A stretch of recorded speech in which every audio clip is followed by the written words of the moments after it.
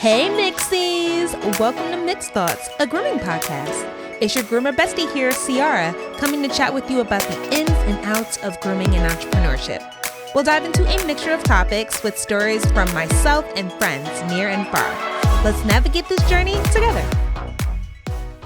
What's up, Mixies? Welcome back to another episode of Mixed Thoughts. You know the vibes. It's your girl, your groomer bestie, Ciara here, and I am back at my client's house. It is the last day of me being here and pet sitting Sophie. So, I had to do another episode in this lovely scenery. If you're watching on YouTube, it's a little dark. It's darker than it was the last time I was here, because I'm doing this late night. And if you're listening, hopefully the quality is good, because the technical difficulties be killing your girl. I be trying real hard. And it don't want me to be great. It don't want me to live. And I'm making sure that my audio is right. And I'm trying to make sure that the audio isn't as loud as it usually is. Hold on. Hello? It's probably still loud. Sorry. Sorry to my editor. Shout out to you though. But yeah. Hi guys. I'm back. I'm trying to make this content keep going and be consistent for me. Gotta be consistent for myself. Not frequent, but consistent. And once a week tends to be consistent for me. I want to batch content out, but we ain't there yet. Maybe later on, after I take this hiatus, it will make a lot more sense for me and my schedule. But right now, the batching is batching maybe a week in advance. That's good enough for me for right now. So that's what it is, and that's what it's going to be, all right? I hope y'all appreciate me putting out content for you, putting out these podcast episodes, just because I want to be informative and give my audience, my mixies, some good information having to deal with grooming, entrepreneurship, running a business, all the ins and outs, So, without further ado, did I say that right? Without further ado, I'm going to get into the topic of the day, friends. And as you can see by the title, we're going to be talking about how to run a dog grooming business. Yes, I have been talking about the ins and outs of certain grooming types, like corporate grooming, private shop grooming, house call grooming, mobile grooming. Those are types of grooming, but the intricacies of running those businesses are few and far between. So I want to dive into this topic, and whether you want to run your own private shop like a brick and mortar, if you want to try to run your own mobile grooming business, or if you are like me and you want to run your own house call grooming business, you want to stay tuned for this episode and get all the gems that I have to give you, because I have done 2 of the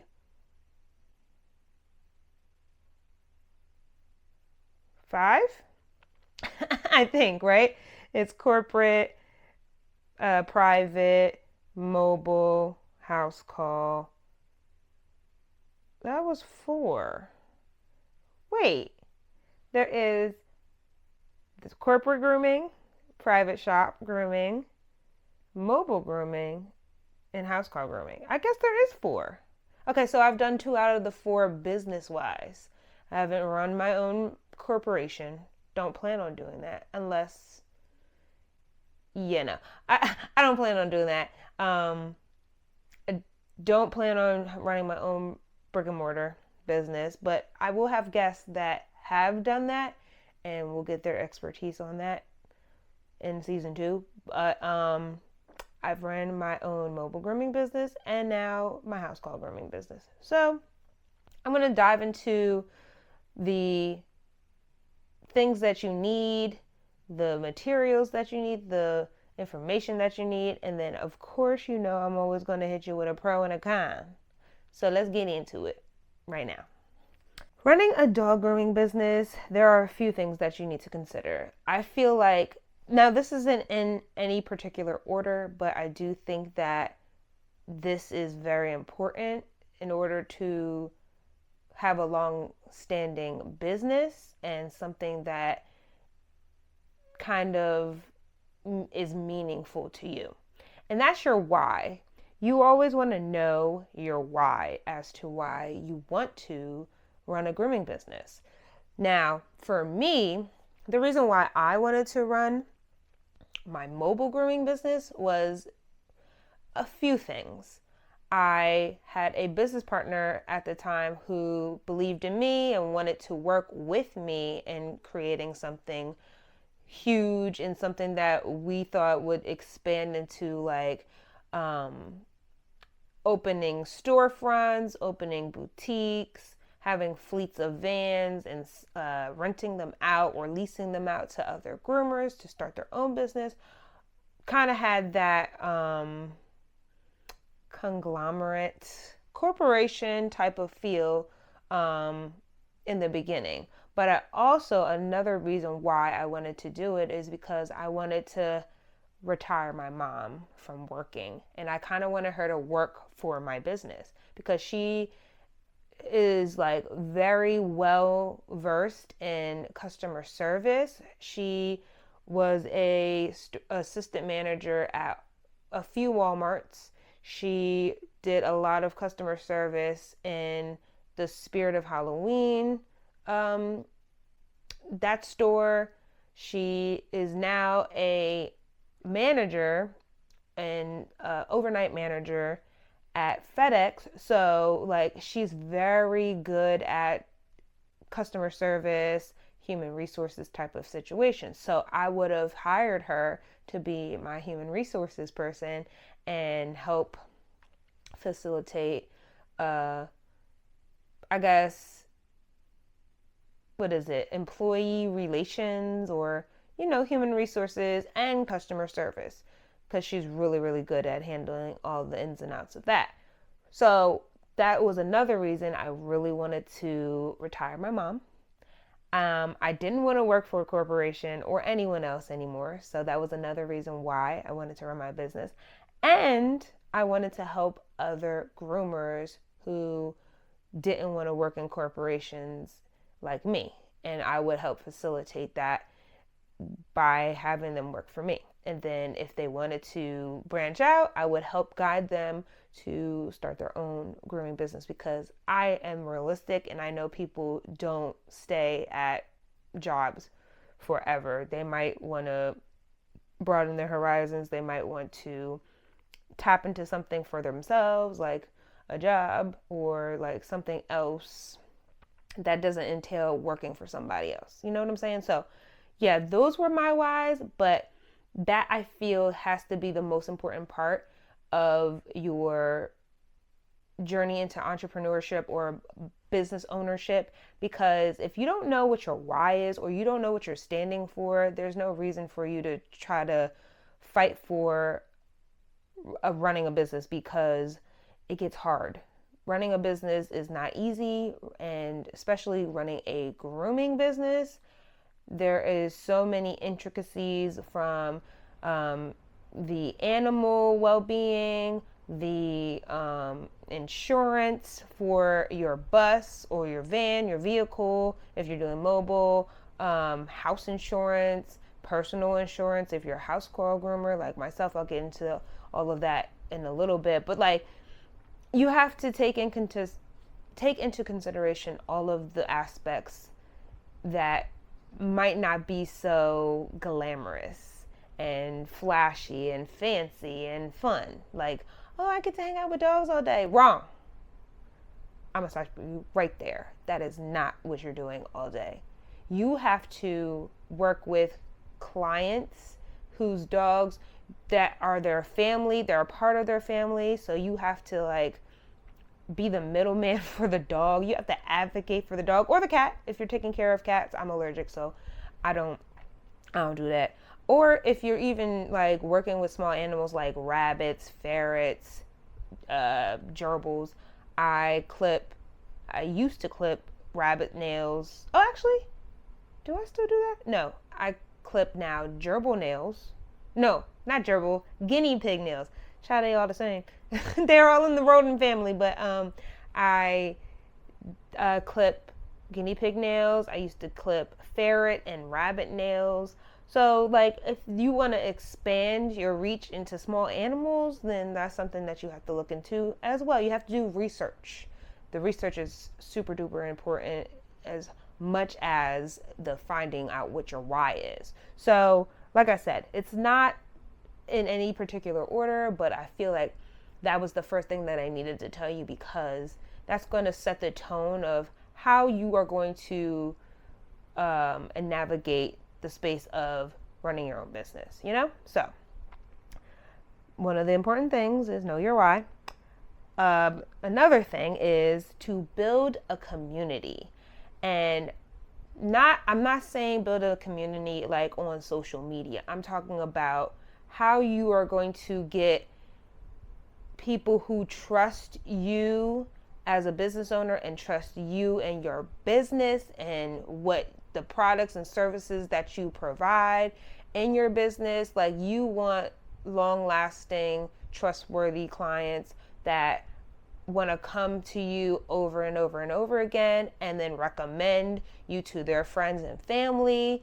And that will build your clientele even more. That will build your revenue. That will build your credibility. So, like, forming a community is highly essential because without a community or without clientele, your business ain't gonna be thriving, especially in a grooming business, because I call our industry, like the pet grooming industry, a recession proof business. Because I don't know about y'all, but during the panorama, y'all know what I'm talking about, the year that didn't really exist in 2020, back then, like, yeah, we weren't supposed to be out and about because we weren't considered essential, but that lasted literally 2 weeks for us, for me and my old business partner. Like, we were able to get right back into the swing of things within 2 weeks because we were considered essential.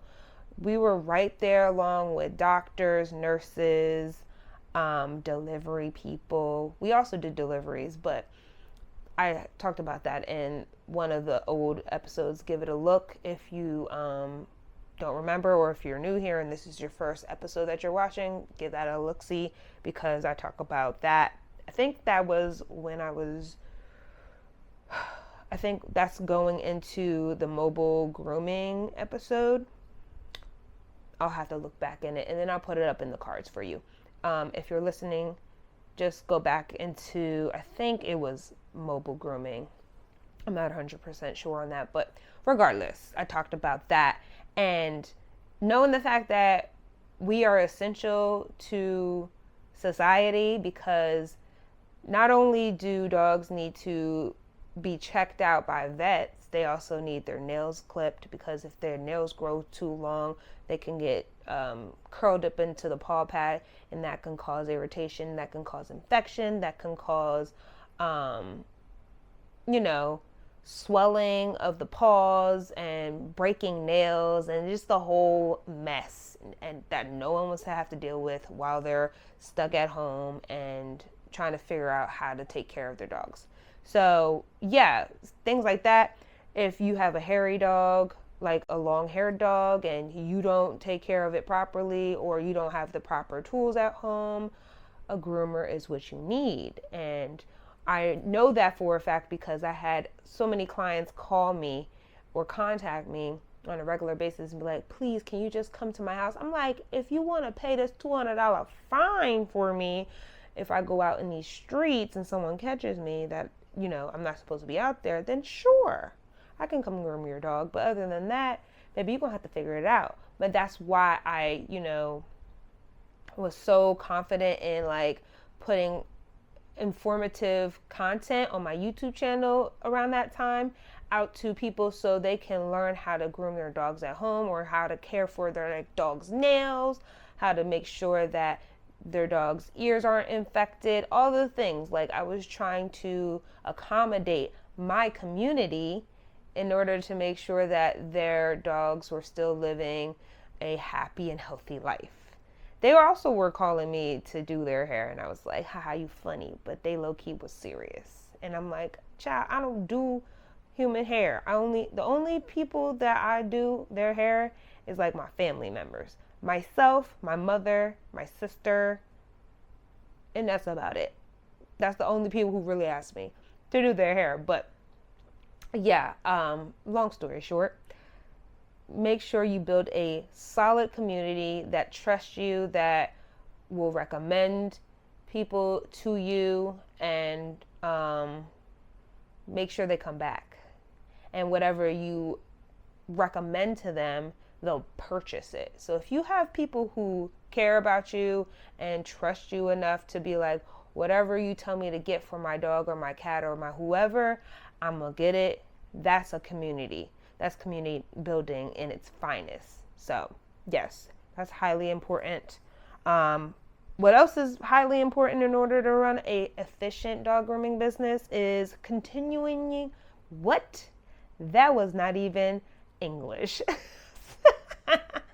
Continuing your education.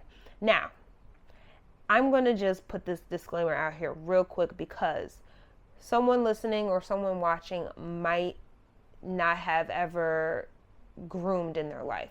They're like, ooh, running my own grooming business sounds like a good idea, sounds fun, sounds like I would make a lot of money, but I have not gone to a class, I have not done training, I don't have a mentor, I never went to a grooming school. I want you to stop right now. I do not want you to, you can still listen to this information so you can get tips and tricks when you finalize your education, but I don't want you to continue to think that I'm going to run a business after I find out these tips. You need to learn the techniques, you need to learn handling capabilities, you need to know coat texture, you need to learn, the health benefits, the health setbacks, you need to know breed specific health concerns, breed specific hair cuts, and breed specific standard trims and things like that. Like, all of that you need to learn before you were like, oh yeah, I want to run a business. I want to be a dog groomer and run a business at the same time. Now, if you have no interest in like learning how to groom and you want to run a business, I don't recommend it per se, but there are tons of people out there that never groomed a day in their life and they run a dog grooming business. So if you're familiar, I want to say this. I would still go to like grooming conventions, grooming seminars, webinars, go to a local grooming shop that you can talk to one of the groomers that have been doing it for years, that would love to mentor someone. I would like brush up on the techniques, the like I said, the health benefits, the breed standards, the coat textures, on all those things. I would learn that before even thinking about like, let me go get a loan, let me go see if I can sign up or apply for grants and things like that.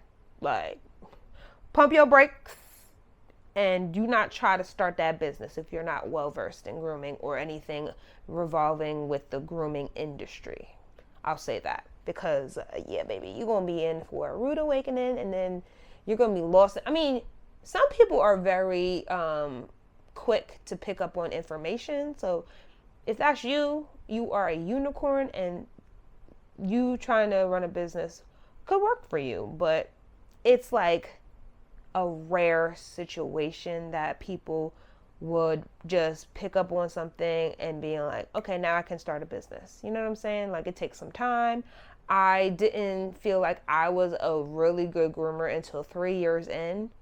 And like, yeah, 3 years can go by quickly, but now that I've been in the grooming industry for 14 years and been grooming for either 12 or 13, I forget if it was a year or two, that I was like, I don't want to be a groomer.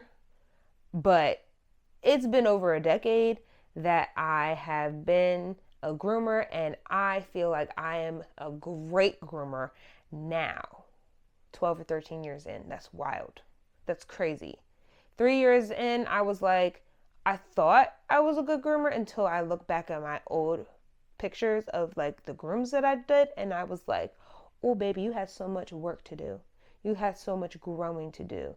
And I did, but I always further my education. I always want to learn more about my industry, and I think that's highly important in any type of business. Like, I don't care what kind of industry you're in, what type of business you work for or work in, you need to always keep up with your education, because there are things that trend, things that are new, innovative, up and coming, that you need to be aware of. So, like, say for instance, a client comes to you and says, I want the new Asian fusion trim on my Bijan. You need to know what that is. You need to know what that means. You know what I'm saying? So yeah, further your why can't I say further your education? Further your education. That's exactly what I mean. Also, now I didn't do this. I kind of did this in the beginning of like starting my business, but like didn't really take it serious until I was looking for more money. um, Create a business plan. Now, business plans can be a little tricky, but there are templates out there. There are guides out there. There's even like, I guess, YouTube videos that you can look up in order to create a business plan. And essentially, a business plan is an outline of your business goals, target market, services, and pricing. You can also consider your competition and how you'll differentiate from your business. Differentiate your business. That's what I meant. So, like, basically, it's like an outline of how you're going to run your business, make money, attract customers and clients, and like find out your niche audience, your target audience, and figure out like it depends on your location and what it is that you're providing as services, but you have to check to see if your pricing is legit or if it's like underpriced, overpriced, better than your competitors. You have to do all of that research. And also, a little like sub like a little sidebar to that is like talk to an investor. Not saying go and get one, but like maybe talk to some type of investor that may give you some advice, and maybe after having a conversation with you or you having a conversation with them, they'd be interested in investing in your business. Now, you would have to talk to them about percentages, what is their ROI. I talked about that in the last episode, return on investment. You wanna have long discussions, have a meeting. I've done that before with a former client. I think he runs like several hospitals around like the South Jersey area, but he wanted to invest in my business when I had a business partner at the time, but she didn't see the vision as much as I saw the vision. But it was good to have a conversation with him because he took us out to dinner, a nice fancy dinner, and then he was like, give me your business plan. And thank God he asked us for the business plan before we went to dinner, because if he asked me what my business plan was when we just got there, I wouldn't have had anything. I would have had to just finesse it and make it up as I went.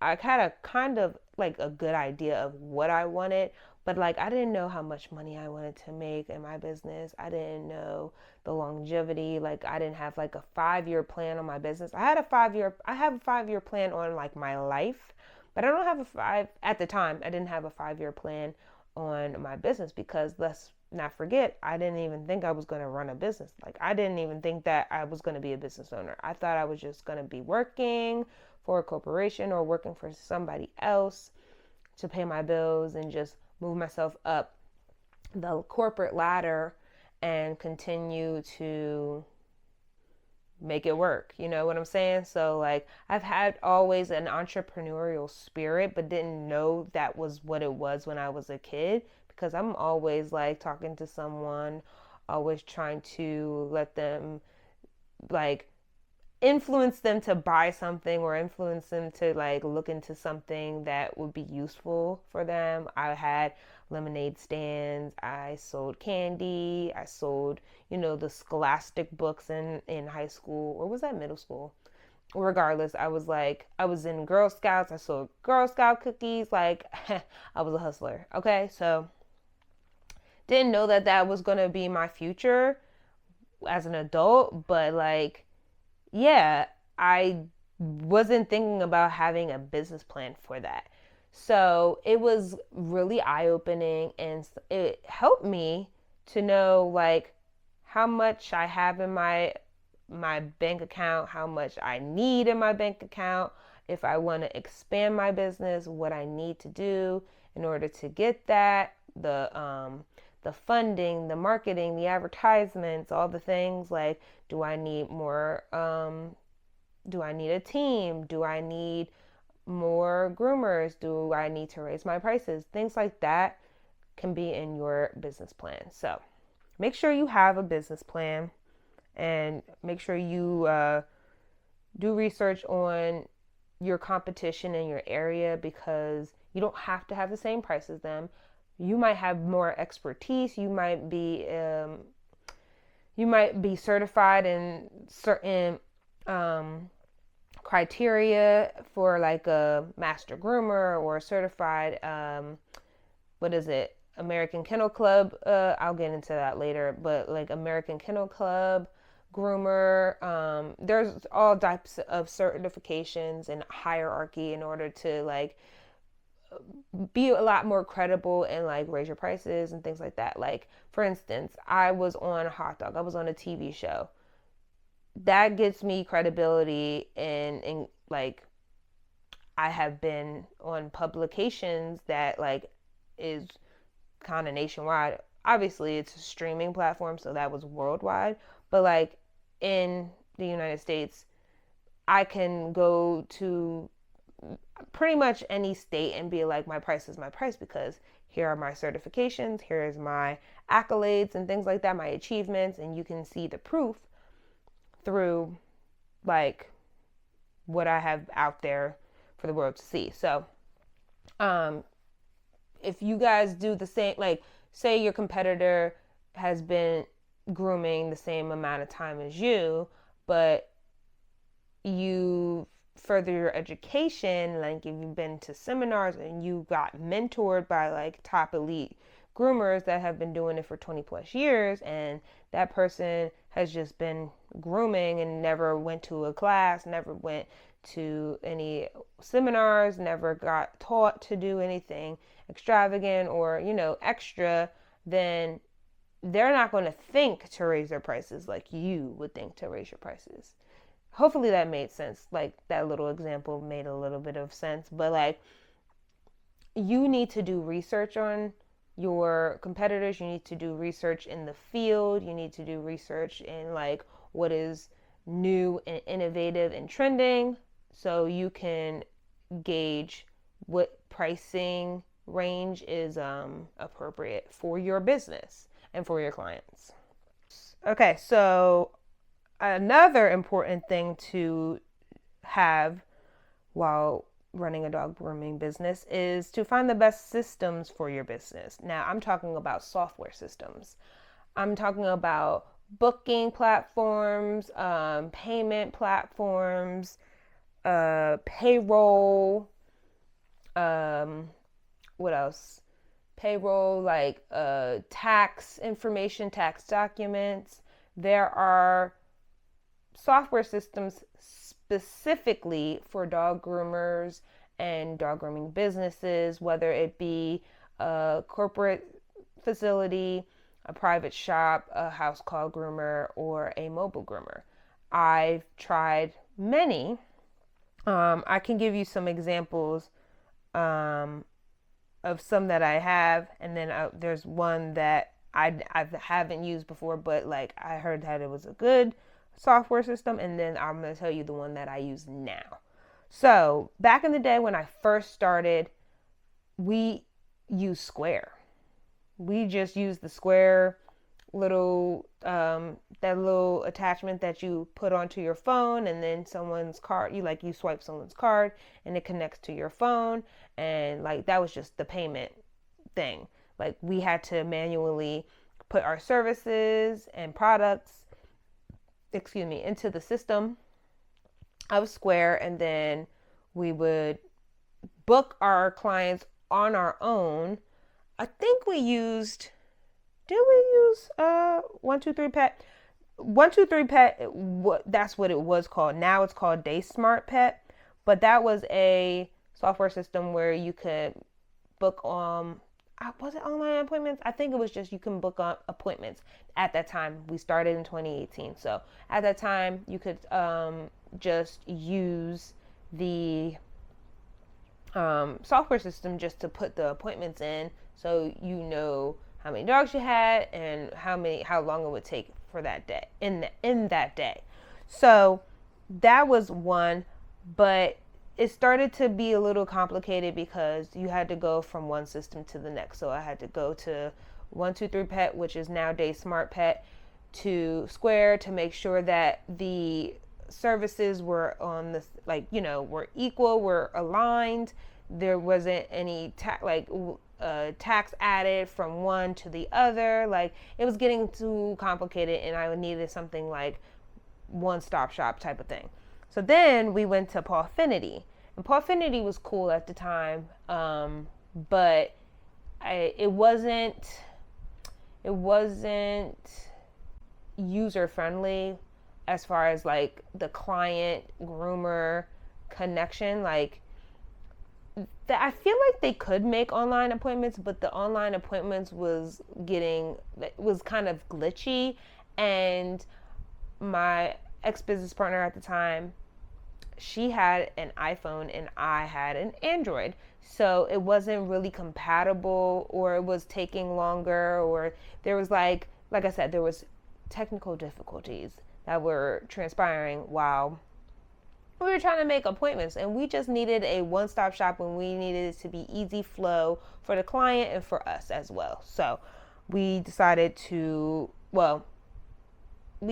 did we get rid of Pawfinity before we went our separate ways? I don't remember. But after Pawfinity, I decided to use Mogo, because I went to a grooming convention, and I think it was Hershey, and they were there, and one of my friends, shout out to you, Natalia, because you had she still uses it. She uses Mogo, and she told me about it. She was like, girl, you need to get this because this is like a really great software system. Like I use this to tell people like to book online so they can do online requests. I do my payroll through this. I send all my documentation for my taxes to my accountant through this. Like it prints out a Excel sheet for you, and their customer service is amazing. They have a pet parent portal, so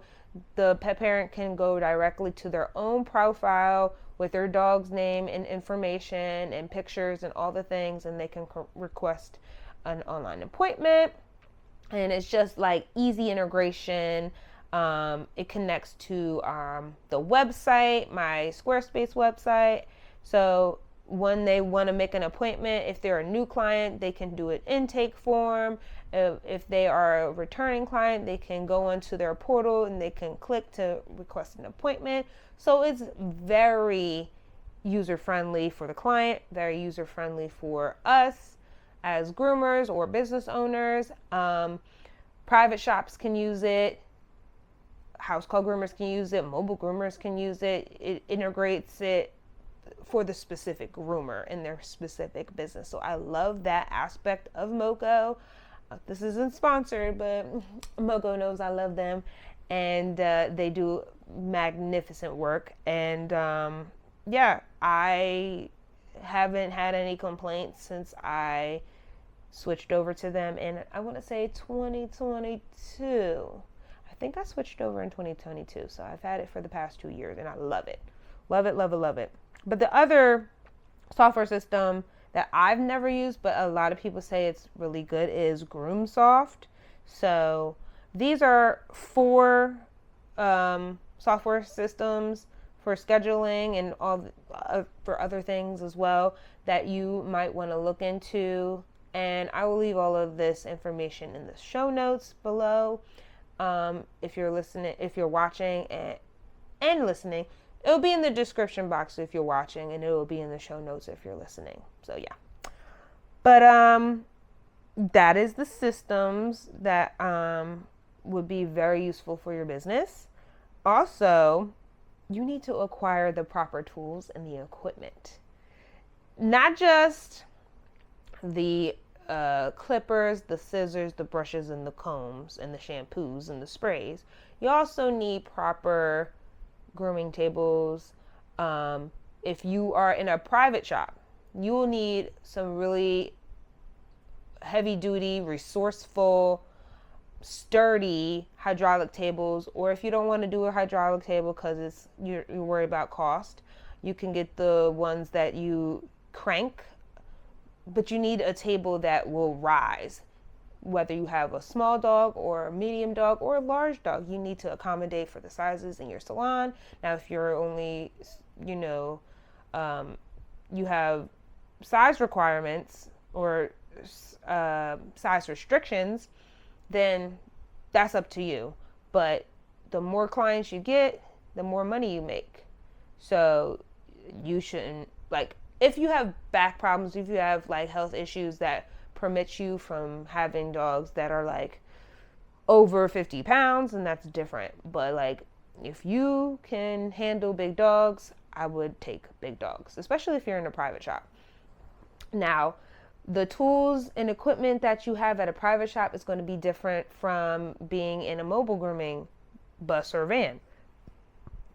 Because you need proper tools for utilizing anything having to do with the electric in your vehicle.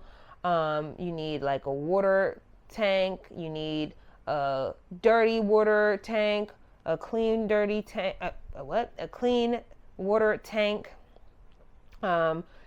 maybe a water heater if you're getting it converted. But if you also want it already customized for you, like there are certain things that you need. You need a shop vac or clipper vac. Maybe that's what you want. I don't like those clipper vacs per se. Like, I like to stick with my cordless clippers. You might need a vacuum cleaner. You might need it attached in your grooming vehicle. There's a whole lot of things that you have to consider from a private shop to a mobile grooming unit. And then on top of that, those two grooming businesses are going to be totally different for a house call groomer, because you have to carry everything into your client's house. So you can't have a hydraulic table. Where you putting a hydraulic table in your car, in your trunk? I know I can't do that. So you have an adjustable grooming table. You have sometimes the grooming pole it comes with the table. Sometimes it doesn't. You have to be aware of those things. You have to have a portable vacuum cleaner or a blow drying system or a stand for, like, if your dog doesn't like to be dry, you want to get a fluff dryer. These things you have to consider, and you have to look into, do your research to see how much it costs.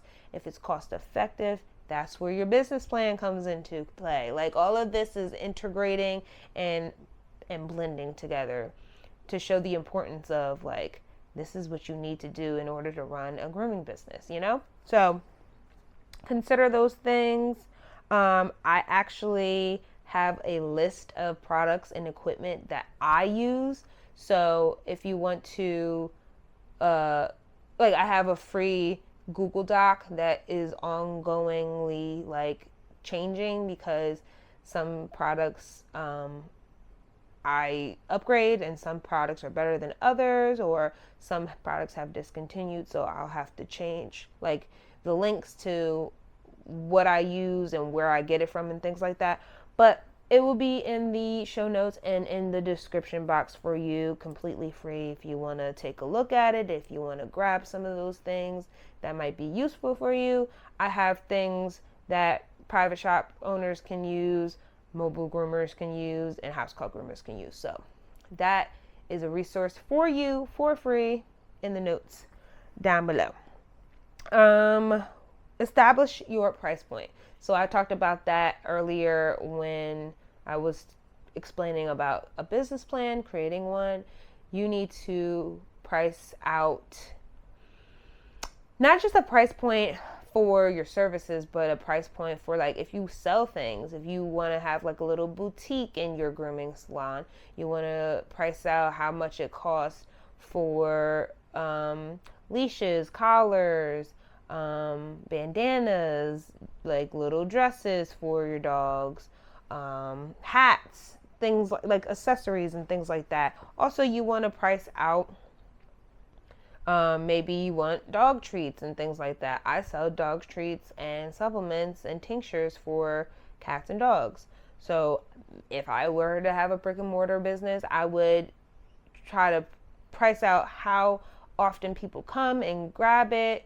If I would do something like a monthly subscription type of service, but I would have to price out how many things I would need in inventory to keep in the store.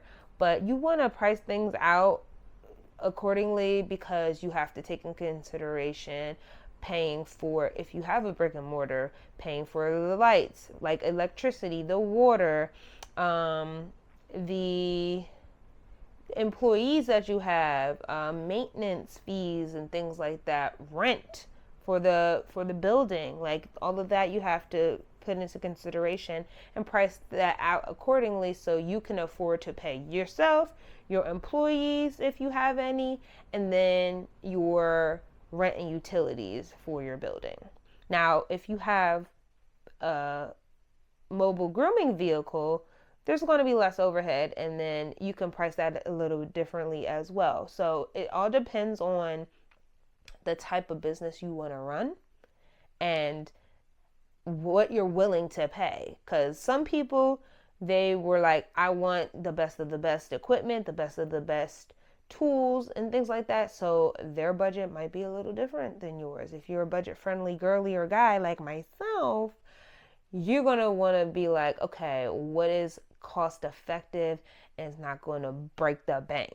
Like, that is how I do my things. That's why, again, a business plan is important so you can see like a bird's eye view of your finances and like what you can pay for, what you can't pay for, what's a little bit too steep for you versus what's just right and budget friendly. You have to do all of that ins and outs and before you open up your doors or before you say, hey, I'm open for business. You know what I'm saying? So yeah, keep that in mind. Also, you need to have proper certifications. Now, I was talking about like certified groomers and like the certifications you need in order to be that, to be on a higher caliber of a groomer. So you have more accolades, more credibility, raise your prices, things like that. But the basics and that I think are important, you don't have to do this, but like I think it's important so your clients can trust you a little bit more or come back to you because they know that you are serious about your craft and serious about your business, would be first aid, CPR, and like coat and texture specifications or a certification on how to properly care for the skin and coat. So those would be the basic certifications, but if you want to become a certified groomer, they have several options that you can choose, but you got to do some work for it. So one of them is the National Certified Master Groomer, which is the NCMG, and that's offered by the NDGAA, which is the National Dog Groomers Association of America. They have rigorous testing in both written and practical exams that include breed-specific knowledge and coat patterns. And they also provide instant credibility, recognition, and increased job opportunities, like I said. So, like, you can be a master groomer and you can teach seminars, you can teach classes just because you said, oh, I am certified and I have that certification to raise my prices, do shows, do whatever. But like I said, it's extensive, it's rigorous. I think you have to pay for the exams to be certified. So it's like, and I don't think it's just like you take a test and you take a few exams and do a few grooms. I think it's like a few weeks that you have to do like all this training for the certification. Like, it's really extensive.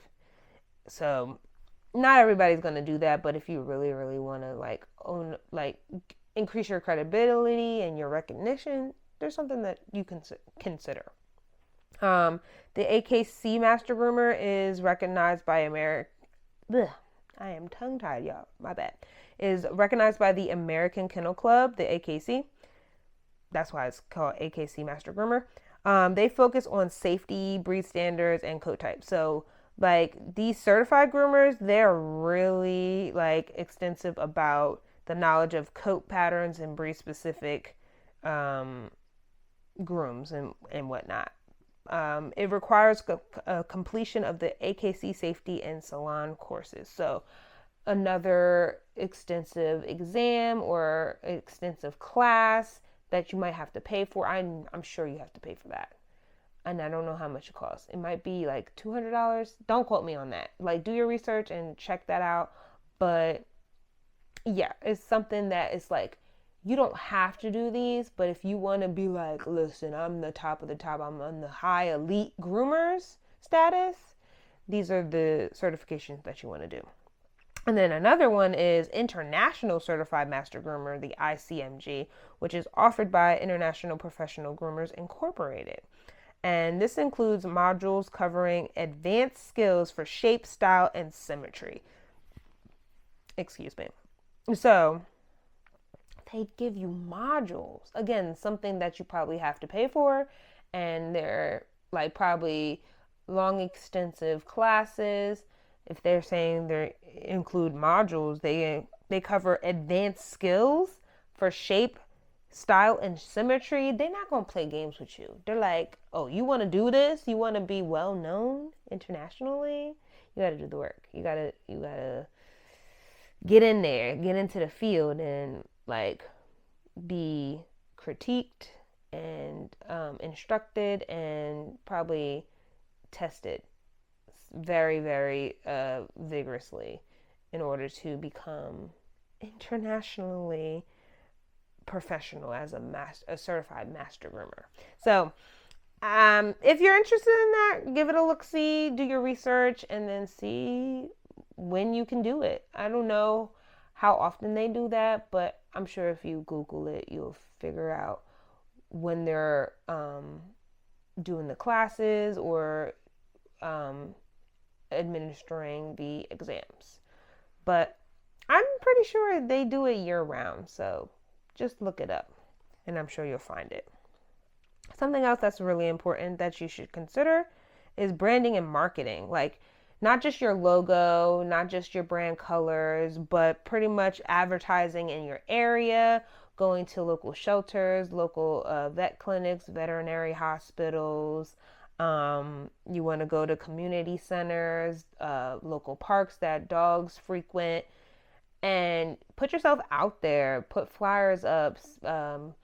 Give your your business card if you have a business card. Like, make business cards.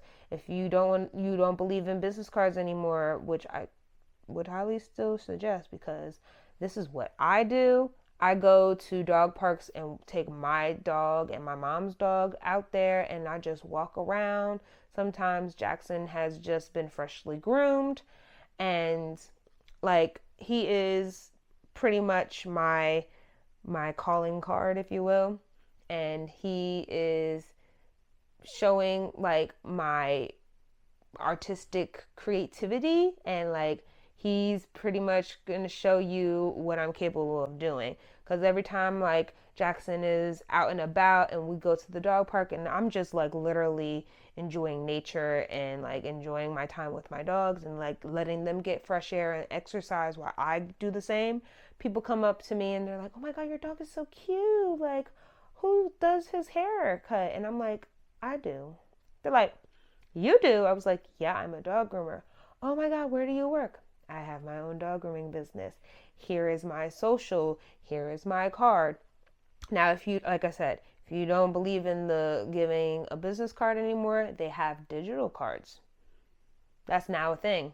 Like, you can pull up your digital business card. It's usually a QR code, and everybody has their phone with them. For the most part, I want to say 97% of people have their phone with them everywhere they go. So you can have them scan your QR code, and boom, your information pops up and it's saved into their phone. So there are ways to market yourself and make sure that they know who you are. I revamped my logo and my brand from my old business to my new bit. Like, it's still my same business, but like, I changed it because the old logo and the old brand colors were with my old business partner, and I wanted to become my own entity, and I wanted to showcase who my personality was through my business. So I changed it up. I changed the logo, I changed the colors, I changed the fonting.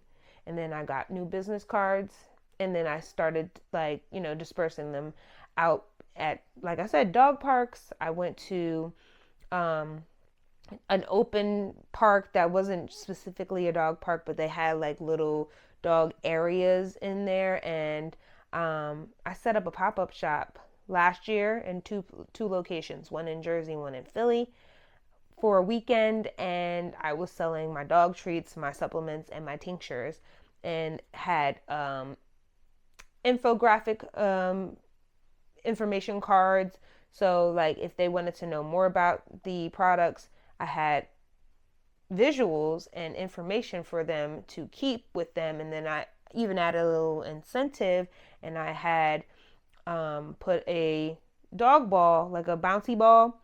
I put it in with the little gift goodie bags as samples, so it would give people an incentive to like come and be engaged and be like asking me questions. And I also said that I was a dog groomer, so like, it wasn't specifically for me to promote the grooming business, but more so promote my products. But it doesn't hurt to like talk to new potential clients, to let them know that, hey, your girl grooms dogs and she does it very well. So put yourself out there. You don't know when your next client could be walking down the street next to you, or at a local shelter, or at a local dog park. You never know. Like, you need to be on it. If you trying to be a business owner and you trying to promote your business, there's ways you got to do it. You got to put flyers at like local restaurants or anything like that are willing to allow you to promote your business and their business. Cross promotion can be helpful. You can say, I'm doing like a day in the park, like, I'm giving away free nail trims for whoever comes between these times and purchases. Like, you can do anything incentive wise by just being friendly. So yeah, that's helpful. Always go on social media. I said that doesn't necessarily mean go on social media, but you should be on social media. Your business should have a Facebook, it should have an Instagram. You should maybe create a Facebook group for local clients in your area, so it can be in like an exclusive club or exclusive group, so everybody can be in the know. If there's promotions, make sure you have a website. Make sure your website is up to date and current with the right pricing. If you have promotion deals, make sure you send a email list. Have people sign up for your email list so they can be updated with like monthly newsletters. I do that. I have a monthly newsletter. I have a blog on my website. I have testimonials. Make sure your clients are able to shout you out, give you good feedback, recommend you. All those things, they're highly, highly important to do.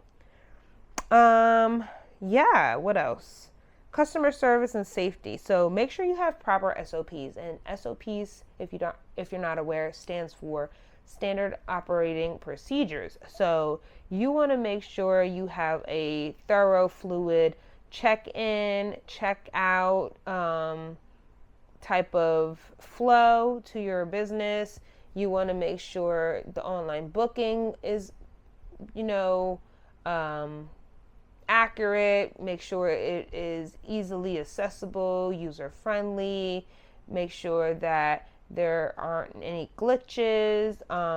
I check on my online booking probably monthly just to make sure everything looks like it's working properly. What else? You want to do opening, midday, and closing procedures. You want to have like a routine. You want to make sure that there are checklists in place. When I was doing my mobile, I had a checklist for turning on the bus, making sure that the generator was on, make sure the water was on, the water tank had water still filled up. If not, I would go to the local gas station that allowed us to use their water, and we would fill up the water tank at the gas station, make sure the gas is, filled up, make sure the electricity still works, set up for the day with your grooming equipment, all those things. Like, there's checklists set in place for each entity of your business, whether it be financial, whether it be functionality wise in the business, whether it be grooming wise, whether it be a check-in situation, whether it be making sure rabies and whatever paperwork that you require, make sure that it's updated in their system, make sure the systems work. Like, all those ins and outs you need to make sure are working properly and functioning properly. Also, hiring and training. Decide if you want to hire anyone or if you want to do it solo dolo. Some people enjoy grooming by themselves and just having to worry about themselves because ain't nobody got time for other opinions other than a client's. No one needs a groomer to be running late or not show up, and then you're stuck with all the dogs. Like, things like that can happen. But if you do want a team, if you do want an extra groomer or a few groomers in your salon or working with you, I tried to do that as a house call groomer. It worked until it didn't. So it's harder to keep employees as a house call groomer. It can work if you are a mobile groomer and you have like an extra hand, like an assistant or a second groomer to help you, because me and my ex-business partner, we would work in tandem in the bus. Sometimes we would have like 3 dogs in one house, and we would tag team the dogs, and we would all groom at the same, like me and her would groom at the same time.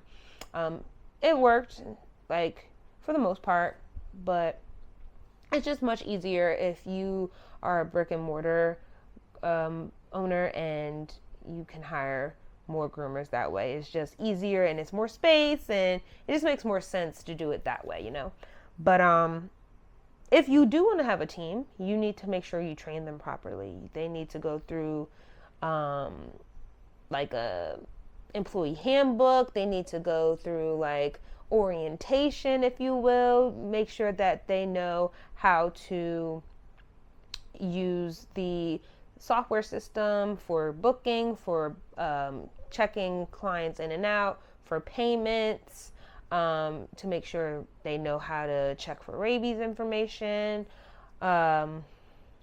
cleaning, make sure they know proper protocol when it comes to like handling dogs and putting them in cages or kennels or letting them roam free, how long the time frame is with grooming each dog, all those ins and outs. You need to train them, and you need to hire the proper employees for your business. It has to work for your business, not just because you need bodies. Because if you just get a groomer that don't even really care about their grooms, you're going to be upset, because you're going to be like, you are a product of my business. And if these grooms come out janky, that means I do a janky job too. And I don't do janky jobs. That's a no. That's going to be a hell no for me. Okay. So I keep on going back and forth if I need to hire like more groomers.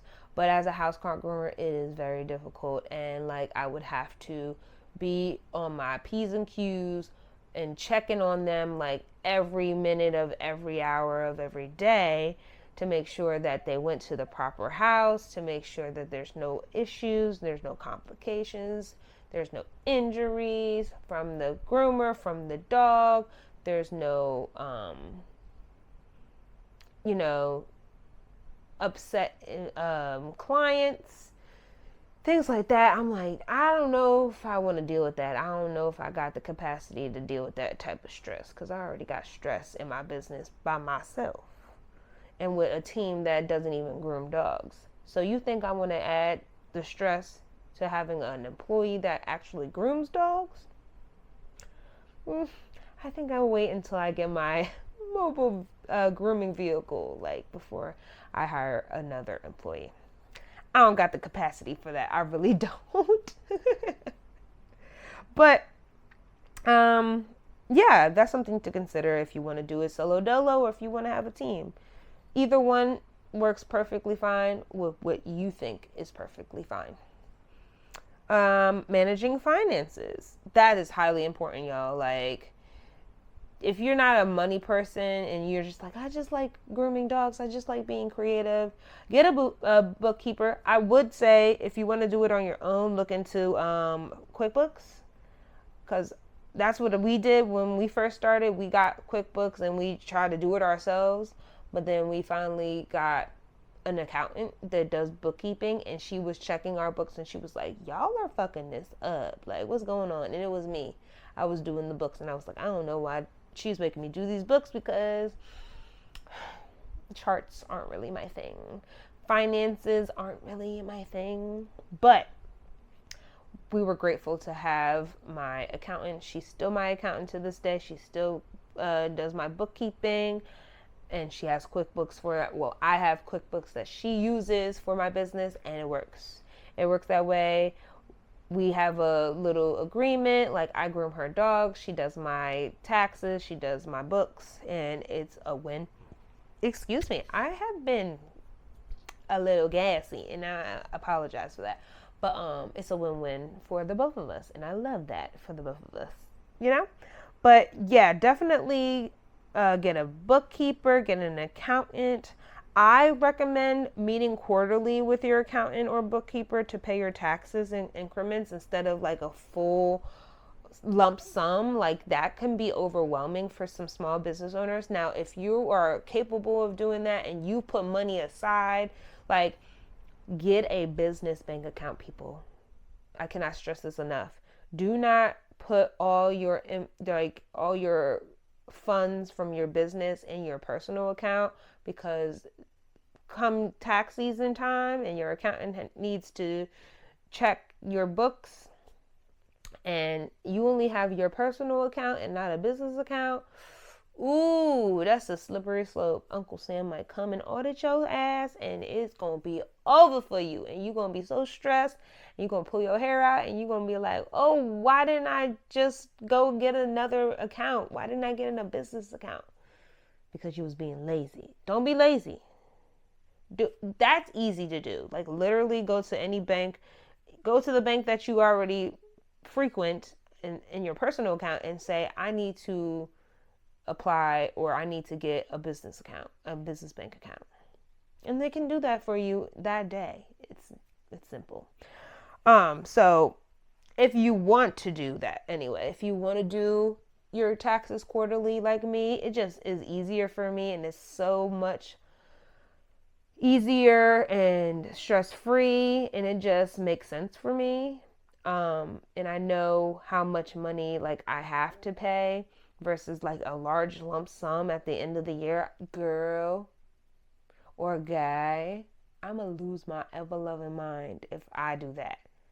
I ain't balling like that. I know some people who do that and kudos to them, but I need to do quarterly. So if you like me and you be watching your pockets, I would suggest doing it quarterly. That's all I'm saying. But do what you want to do. It's your life and it's your business and your money. So do what you think is best.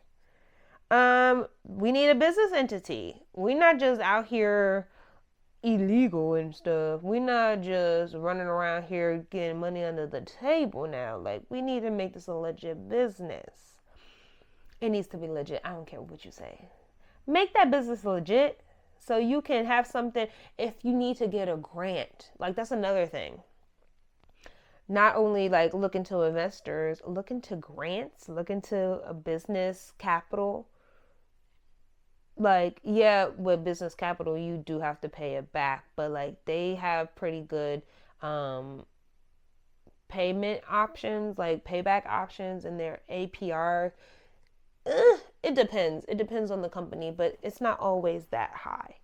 But always look into grants because you don't have to pay those back, especially if you're a minority. You know, I'm always going to look out for my brothers and sisters that are of my culture, black and brown people, people of color, all of the minorities. Check those grants that are minority based. And for my females out there, check the women grants, like the women oriented grants. Take a look at that because they have tons of grants for those. Like, you just have to research and find the best one that's suited for you or the best one that makes sense for your business, you know? So yeah, I totally forgot about that. Make sure you look into grants, loans, capital, because it is hard out here, especially in this economy. Ain't nobody got time for the crazy. And ain't nobody got time to be paying stuff outright, because I know I can't. If you can, more power to you. Can I hold $5? Can I hold something? Please. Because I'm making it work every single day. I'm literally making it work. How am I making it work? I couldn't tell you, but it's working. That's all I can say about that. But yeah, we need business entities, whether you want to do an LLC, you want to do sole proprietorship, or if you want to work with a partner, you want to do a partnership, make sure you have everything in writing. I will talk about that in another episode about like working with friends or running businesses with friends, because I want to have guests on with that, because I can tell you my ups and downs of working with a friend, and then I want to get other people's perspective of working with friends, because they still do it to this day. But that'll be another episode. But yeah, that's something to consider. Look into business entities because that needs to be legit before you think about anything. Um, I'm charging you for your dog's groom. I'm charging you for this bandana or these dog treats or whatever the case may be. Do you have an LLC? Do you have sole proprietorship? Are you in a partnership? Where is your EIN number? I don't need your social security. I need your EIN number. That taxpayer number. We need that. So when Uncle Sam come through and be like, oh, that's your business? What you been doing? What you doing in there? He gonna be like, I need that EIN number. And you will have it and you will be legit. That's all we need. What else? Insurance. Ooh, this is super important.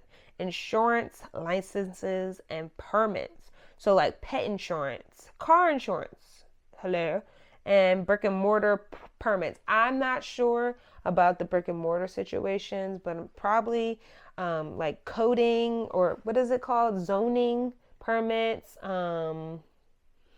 Yeah, like I probably will talk to a brick and mortar owner in another episode so I can get the ins and outs of that if they need permits for certain things. But like I know there's like some zoning permits that come into place when it's like running a brick and mortar business.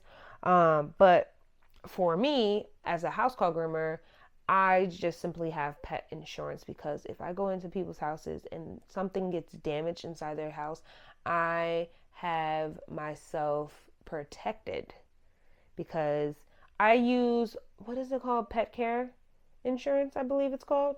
I think it's called pet care insurance.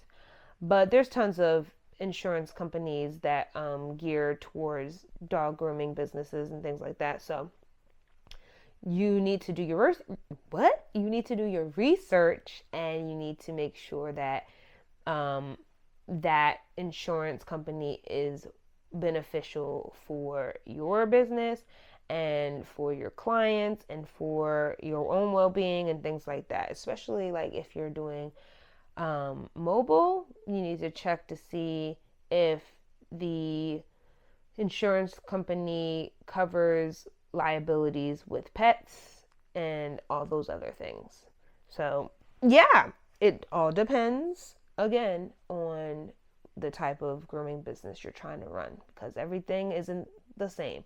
They can be similar, but there's different intricacies in each business. I will say that just by being in all different facets of those types of grooming businesses, I know that things are slightly different.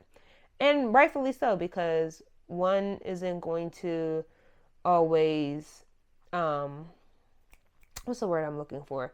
Is not going to always coincide with the other. It just, there's similarities and differences for a reason. So like just do your research and look into it a little bit further before you pay for anything like insurance wise. Because my fee isn't that expensive.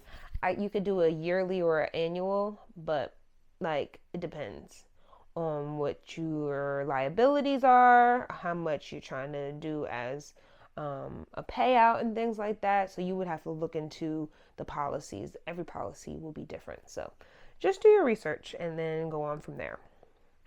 But okay, so those are the things that you need. I'm sure there's more. If you know of something that I may have forgotten, please put it down in the comments or email me and like let me know if I forgot something because I'll bring it up in the next episode, or I'll do like a little Q&A and we'll do another exclusive content about it, and then we can deep dive into more things about running a dog grooming business or a grooming business in general, because I think there's so many more things, that I didn't touch on that I just don't remember at the time. So let me know if I missed anything. But not only do you need those things, there's things that you need to consider as far as setbacks when it comes to running a grooming business. Some things could be startup costs, physical demands, health risks, liabilities, and competition. There's always some type of competition, but like startup costs. When I started, thank God I listened to my father and put into my 401k, because when I left PetSmart, I had a good chunk of change and still have a good chunk of change because I switched that over to a different, um, what is it called? Fidelity is what, an investment company. So, do I still use a Fidelity? I might. Um, no, actually, I don't. I have a financial advisor now that I put in for the managing finances. Look into a financial advisor. I wouldn't say that's a necessity per se. I literally just got her, was it the beginning of this year? Yeah. I just got a financial advisor the beginning of this year, and she is helpful. She's kind of like my therapist, but for my finances. So like I have a mindset coach. I have, maybe I'll make another episode about that. Like things that I need for my business. But then again, no.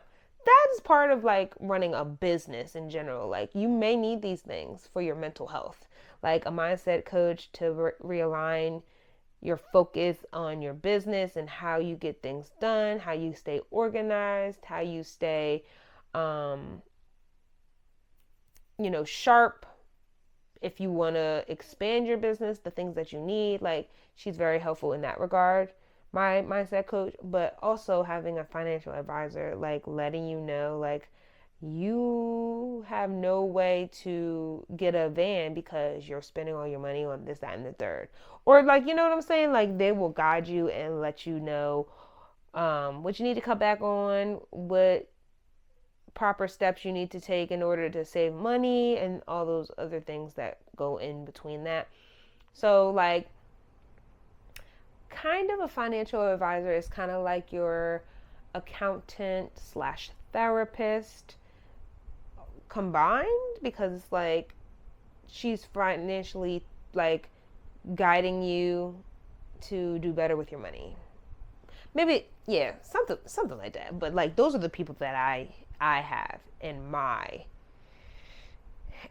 team. I have a mindset coach, a financial advisor, an accountant, and a therapist. And then I have my virtual assistant and my sister, who's my social media manager. But like that team be helping me out a lot. Like a lot. But definitely I totally forgot about the financial advisor. But like I said, you don't have to have that per se. If it's something that you are concerned with money wise, maybe it is best to like look into a financial advisor. I got my financial advisor from a friend. She's actually a friend of a friend. So we know each other already. So I'm familiar with her and I'm comfortable with her and I trust her. She loves what she does. And if you love what you do and it has to pertain to money, I'm like, why not trust her with my finances? You know what I'm saying? So yeah, it's like a win-win all around. But yeah, back to the startup cost.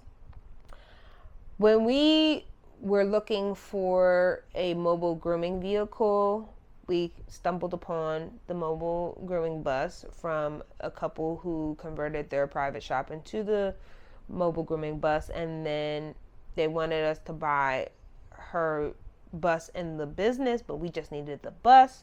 So that wasn't cheap. I think I bought that bus for like $8,000.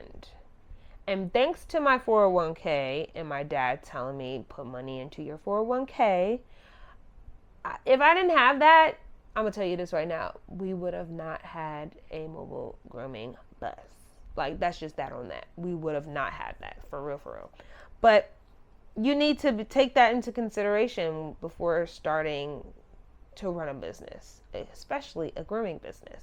Now, it depends on if you want a brick and mortar or if you want a mobile grooming vehicle, or if you just want to have low overhead and just do house calls. The what is it? The easiest entry point, the easiest entry barrier point. I think that's a phrase. I don't know. I might be messing that up completely, but like the lowest barrier to entry would be house call grooming. I think that's how you say it. So if you want to start like low, definitely start as a house call groomer, low overhead. All you need to do is get a adjustable grooming table, a pole, a 2-in-1 vacuum blow dryer system, and then your grooming tools like your clippers, your scissors, your brush, your comb, your shampoos, and your sprays.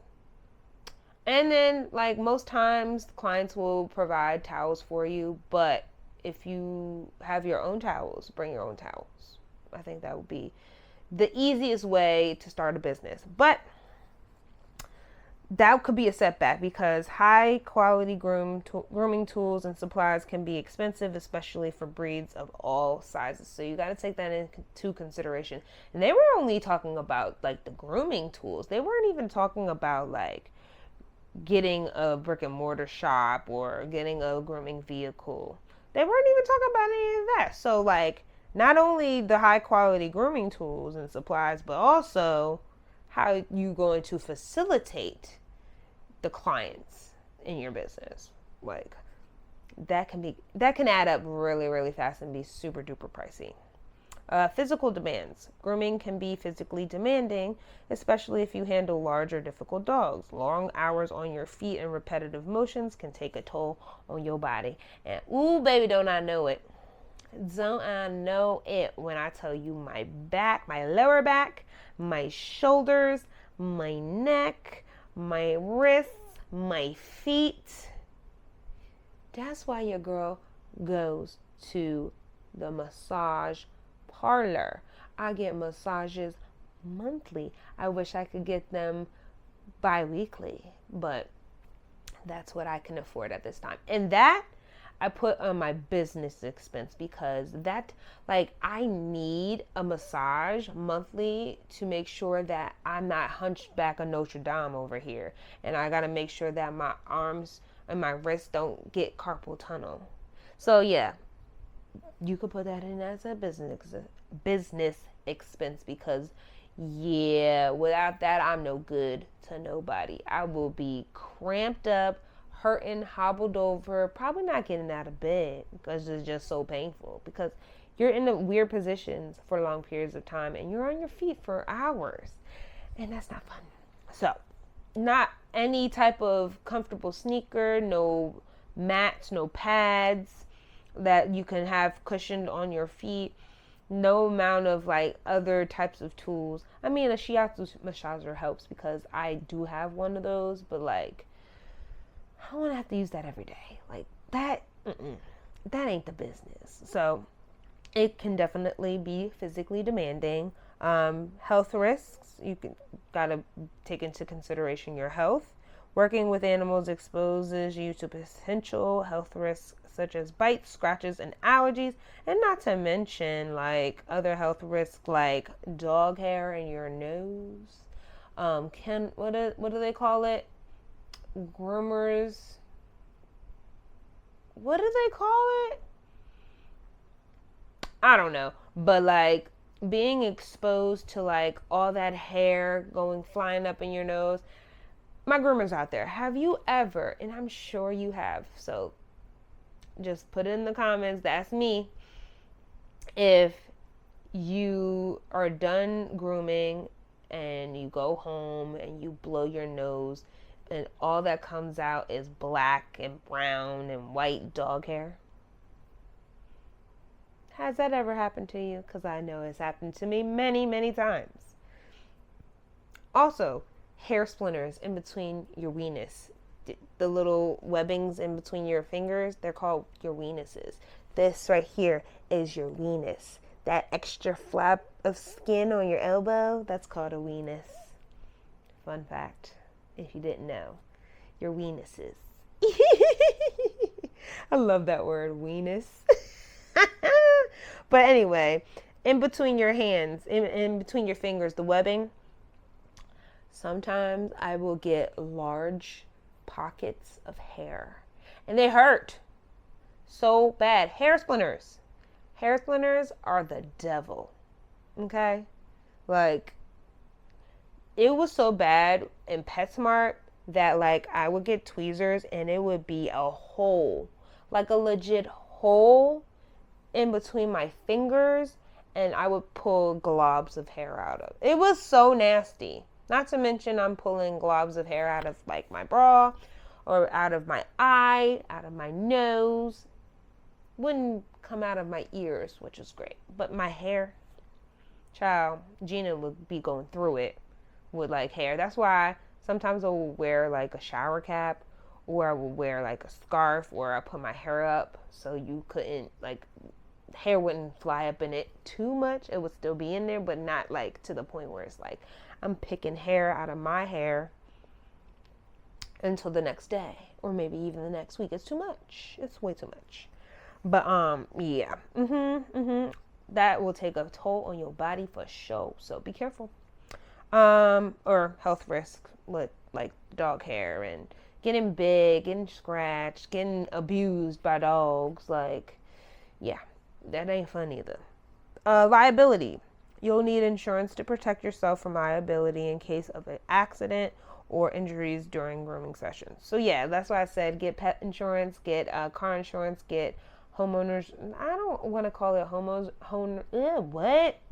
homeowners insurance, because that's for the client, but there's different types of insurance that you need just to keep yourself financially and legally sound. Take care of you, okay? Because they will be quick to try to sue you, girl, or sue you, dude. Like, be careful with that. And then competition. The industry can be very competitive, so standing out and building a loyal client base is essential. So like I said, put yourself out there, go to local shelters, go to local dog parks, put your cards out there, put a flyer up there on like a local community board, do all those things so you can show your competitors that you're out here, you trying to, get dogs, take some names, build a rapport, build a clientele, get your email list up to par. So if you are promoting something, if you are doing a meetup event, a pop-up event, your loyal client base will be first to know. So yeah. Let's see. What else do I want to discuss to you all about?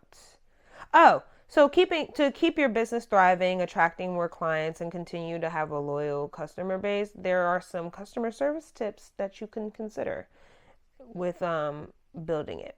Optimize your Google listing. So you can set up a free Google business profile and have high quality photos, do regular updates, respond to reviews to engage with your customers, and maintain a positive online presence. So I do have an Google business profile. Do I use it? Am I like making sure it's up to date? Not really, but I am. Like if you type me up, I do pop up on Google. So you want to do that. Google is the main search engine besides YouTube that people go to look for, the best restaurants, the best doctor, the best dentist, even the best groomer in their area. So you want to be on that list. So it's free. Sign up for a Google business account and zhuzh your stuff up. It's kind of like a free website that you can utilize on Google. So why wouldn't you want to do that? Make sure you do that.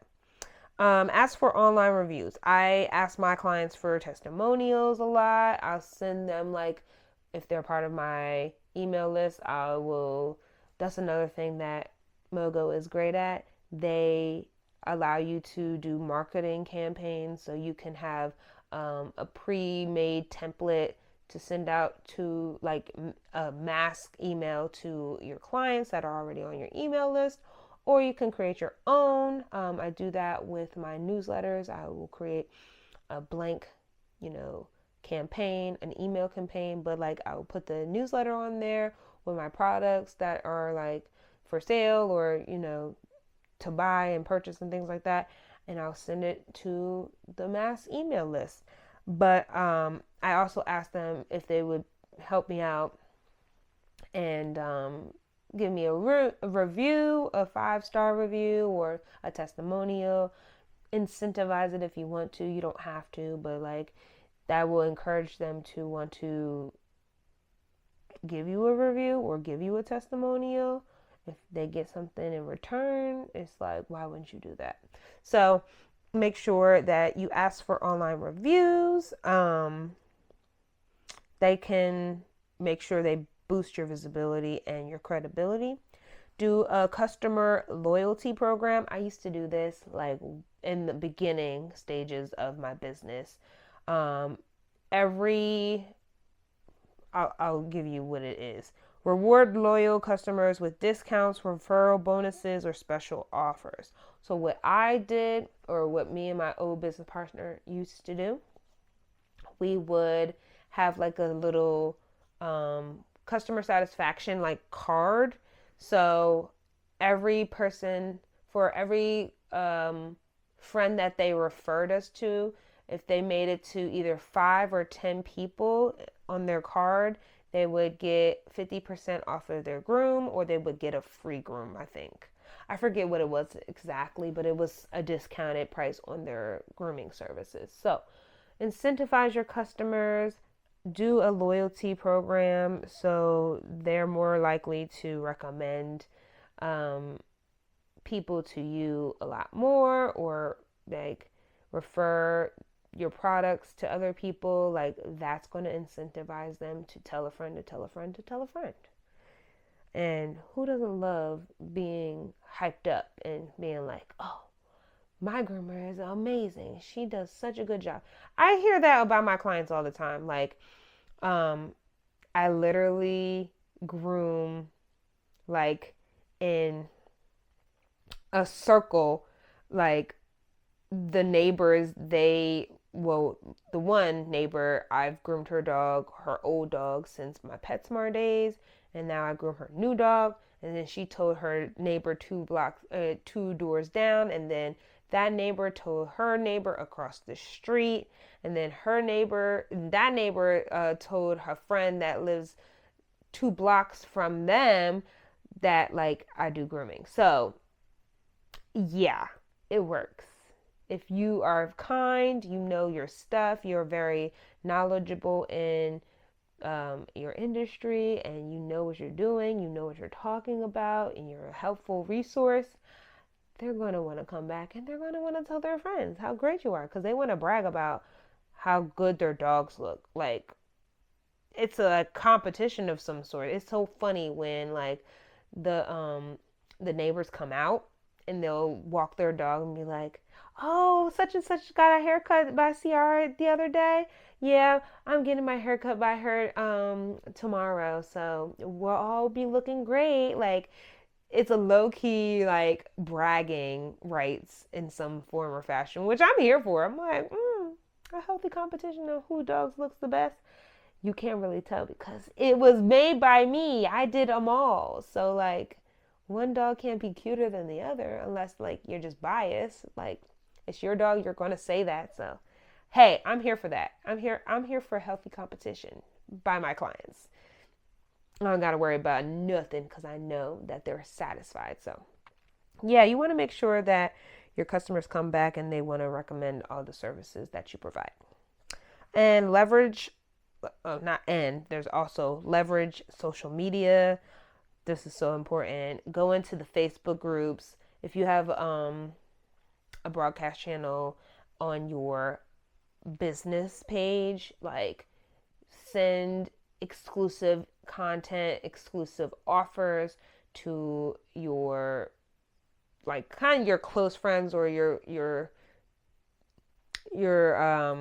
audience that engage in your content, that are like ride or dies, or like I said, go to a Facebook group that would love to get promotions or like see a small business or like a local dog grooming business like that are in their area that they need grooming services from. Like you want to leverage that on social media, because creating and engaging content on platforms like Instagram and Facebook with before and after grooms, tips, behind the scenes, and glimpses of your business promote your business even more into a broader audience. So like social media is there as a tool. Utilize social media for sure. Partnership marketing. Collaborate with local pet stores, veterinarians, or other pet related business to cross promote and expand your reach. That's good. Like in the last episode with collaborations with brands, like that kind of makes sense. But like local pet stores, local shelters, veterinarians, like you can tag team with a vet to do like a pop-up event where they talk about, oh, make sure you get your annual visit, and while you get your annual visit and get a teeth cleaning, we have a local groomer to come and do like nail trims or a nice daily brush, like a nice little quick brush out, do a sanitary trim, whatever the case may be.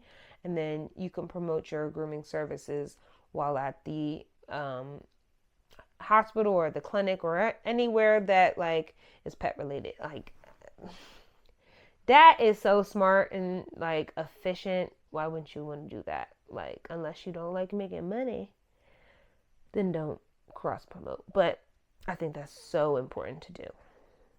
And community involvement. I said this in the beginning. Build a community, get involved in your community, participate in local events, sponsor pet related gatherings, or host a workshop.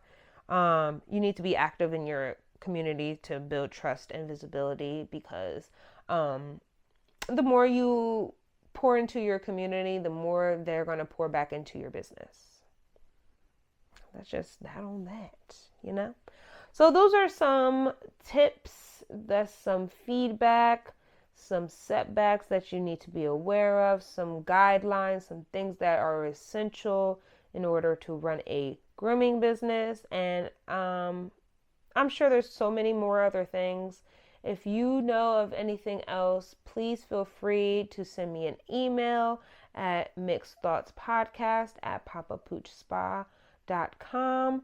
And in the subject line, make sure you put Mixie stories, Mixie questions, Mixie, just say Mixie in the subject line so I know what it is, and then let me know what you know, and I will bring it up in the next episode. And hopefully this was helpful to somebody. Hopefully you have an idea of what you need to do, or you can now kind of categorize what type of grooming business you want to run, because I know darn well none of y'all is trying to do a mobile grooming business and a brick and mortar business at the same time, unless you do one and then integrate the other to have kind of like, what is it called?